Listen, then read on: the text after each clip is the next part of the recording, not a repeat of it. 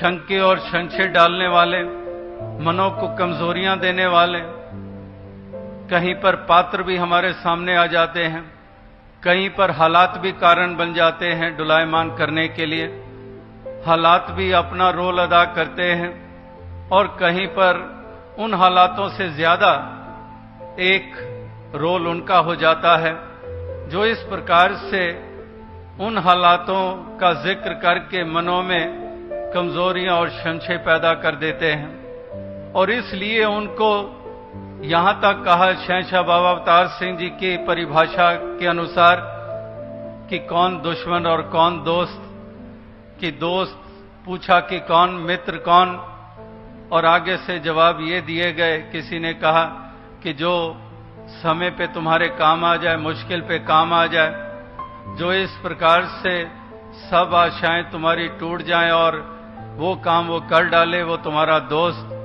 जो तुम्हें मीठी मीठी भाषा एक बोल सुनाए, वो दोस्त।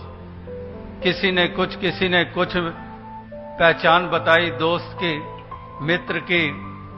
और दुश्मन के बारे में पूछा गया तो दुश्मन बताया कि जो तुम्हें गिरा दे, जो तुम्हें जख्म दे दे वाणी के द्वारा या कर्म के द्वारा, जो इस प्रकार से तुम्हारा छीन ले, जो निरादरी करे, जो निंदा बखीली तुम्हारी करे, तो इस प्रकार से उसको दुश्मन माना जाता है। तो ये परिभाषाएं दोनों प्रकार की सुनने के बाद शहंशाह बाबा अवतार सिंह जी ने यही कहा कि दोस्त समझो वो तुम्हारा मित्र पक्का, जो तुम्हें परिपक्वता देता है सत्संग की तरफ, ज्ञान की तरफ, गुरु के ऊपर विश्वास की तरफ, समझो वो तुम्हारा मित्र है। और दुश्मन मानो वो जो तुम्हारे मनों में संशय पैदा करता है, जो गुरु निरंकार साथ संगत के विश्वासों को तुम्हारे डुलायमान करता है।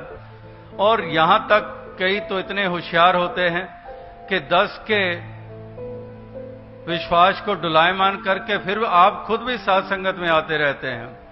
औरों के डुलायमान कर दिए, उनको ये दर छुड़वा दिए, लेकिन खुद फिर भी आए जा रहे हैं। तो ऐसे ऐसे भी प्रवृत्ति वाले ये भी समय समय पे ये पहले भी देखने को मिलते आए हैं। तो इसलिए चेतन होने के लिए भी जरूरत इसलिए कही जाती है। चेतनता जब कहा जाता है कि ये नहीं है कि चतुराई, अगर चतुराई हो फिर तो वही संसार वाली चतुराई हो गई। चेतन होने और चतुराई में बड़ा अंतर होता है। चतुराई तो वही संसार वाली प्रवृत्ति है, लेकिन चेतन होने का मतलब कि सजग होना, कि ये लाभ की बात की जा रही है या नुकसान की बात की जा रही है, ये पतन की ओर ले जा रहा है कि ये पेश तो अपने आप को कर रहा है कि शायद मेरा खैर ख्वाह है, तो ये वाकई खैर ख्वाह है या मेरा मुझे कहीं का नहीं छोड़ेगा।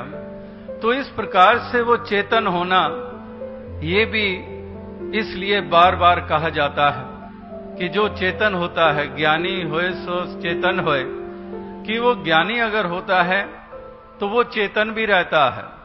और इस प्रकार से चेतन इसलिए रहता है कि उसको बुरे भले की पहचान, उसको ये एहसास कि वाकई मुझे कौन सा रास्ता बताया गया है, मैंने केवल और केवल उस रास्ते पे चलना है, मुझे किन भावनाओं से युक्त होकर जीना है, मैंने केवल और केवल उन भावनाओं से युक्त होकर जीना है। मुझे और कोई सरोकार नहीं है कि कौन क्या किस पदवी पर है और वो क्या करता है या क्या नहीं करता है, मुझे उससे क्यों कोई सरोकार नहीं है। मुझे अपनी आंसरेबिलिटी है, दूसरे की अपनी आंसरेबिलिटी है। वो उसकी जवाबदेही उसके लिए है, मेरी जवाबदेही मेरे लिए है। तो इस प्रकार से इस तरह से महापुरुष, संत जन, भक्त जन ये हमेशा ही इस और ये अग्रसर ये करते आए हैं।